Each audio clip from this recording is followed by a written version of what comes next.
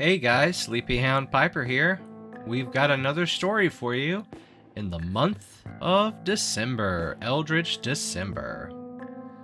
This story is The Cats of Ulthar by H.P. Lovecraft.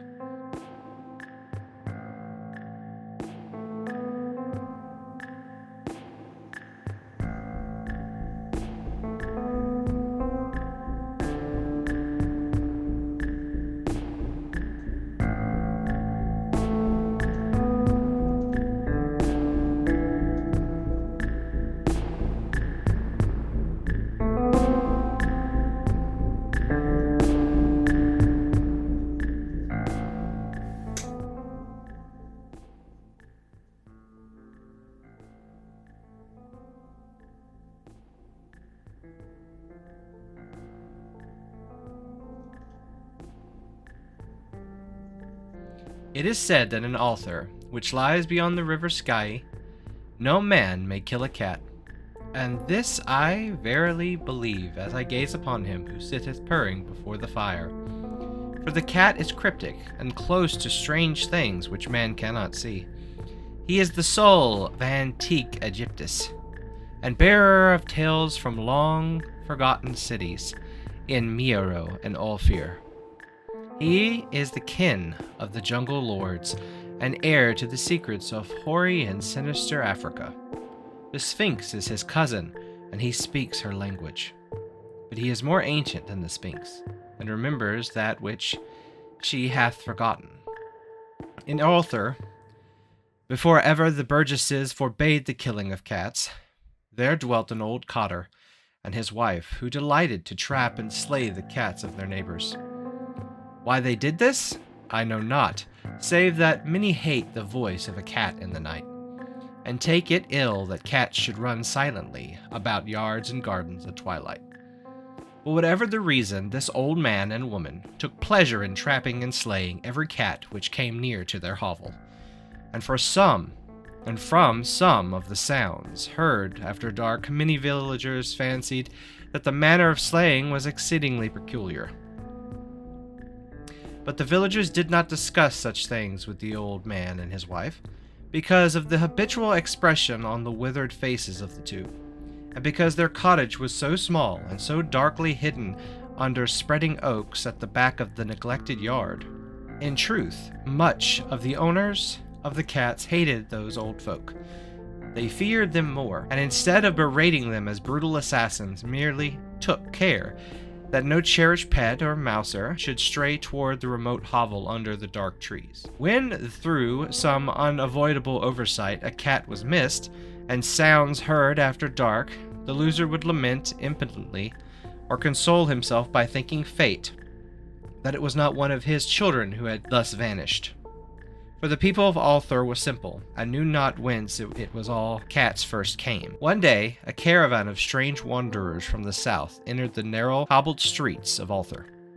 Dark wanderers they were, and unlike the other roving folk who passed through the village twice every year, in the marketplace they sold fortunes for silver, and bought gay beads from the merchants. What was the land of these wanderers, none could tell. But it was seen that they were given to strange prayers, and that they had painted on the sides of their wagons strange figures with human bodies and the heads of cats, hawks, rams, and lions. And the leader of the caravan wore a headdress with two horns, and a curious disc betwixt the horns. There was in this singular caravan a little boy with no father or mother, but only a tiny black kitten to cherish. The plague had not been kind to him, yet had left him this small furry thing to mitigate his sorrow. And when one is very young, one can find great relief in the living antics of a black kitten. So the boy, whom the dark people called Menace, smiled more often than he wept as he sat playing with his graceful kitten on the steps of an oddly painted wagon. On the third morning of the wanderer's stay in Ulthar, Menace could not find his kitten, And as he sobbed aloud in the marketplace, certain villagers told him of the old man and his wife, and of the sounds heard in the night. But when he heard these things, his sobbing gave place to meditation, and finally to prayer. He stretched out his arms toward the sun and prayed in a tongue no villager could understand. Though indeed the villagers did not try very hard to understand, since their attention was mostly taken up by the sky and the odd shapes the clouds were assuming. It was very particular. But as the little boy uttered his petition, there seemed to form overhead the shadowy nimbus figures of exotic things, of hybrid creatures crowned with horn-flanked discs. Nature is full of such illusions to impress the imaginative. That night the wanderers left Ulthar, and were never seen again, and the householders were troubled when they noticed that in the whole village there was not a cat to be found. From each hearth the familiar cat had vanished. Cats large and small, black, gray, striped, yellow, and white. Old Karen, the burgomaster, swore that the dark folk had taken the cats away in revenge for the killing of Menace's kitten, and cursed the caravan and the little boy.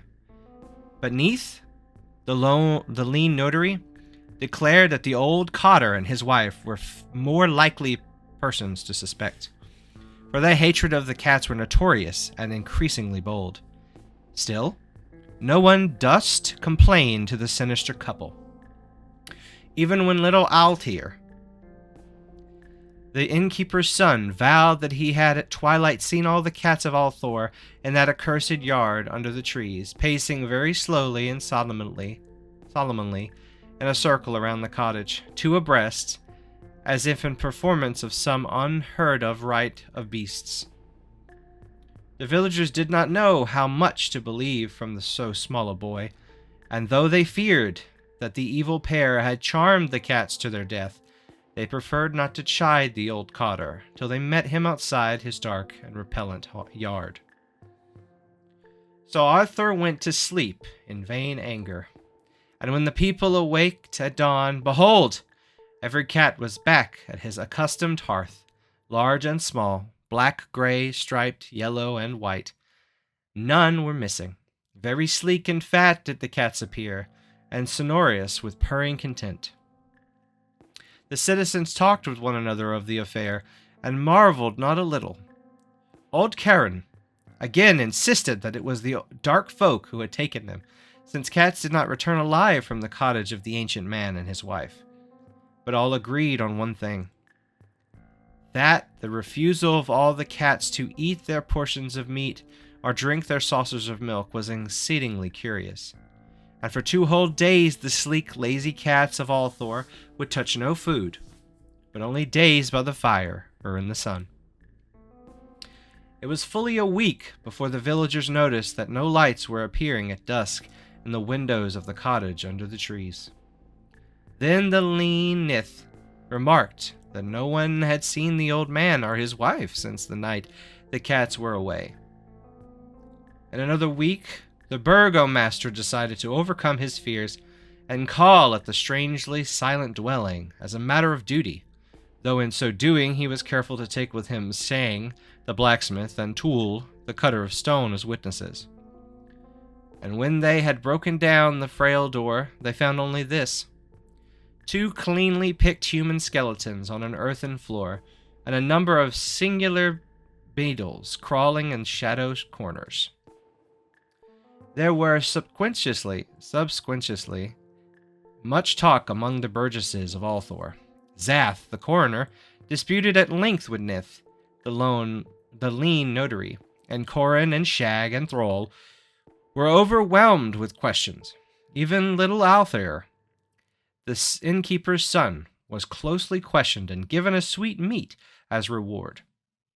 They talked of the old cotter and of his wife, of the caravan of dark wanderers, of little Mirrans and his black kitten, of the prayer of Mirrans, and of the sky during that prayer, of the doings of the cats on the night the caravans left, and of what was found later in the cottage under the dark trees in the repellent yard.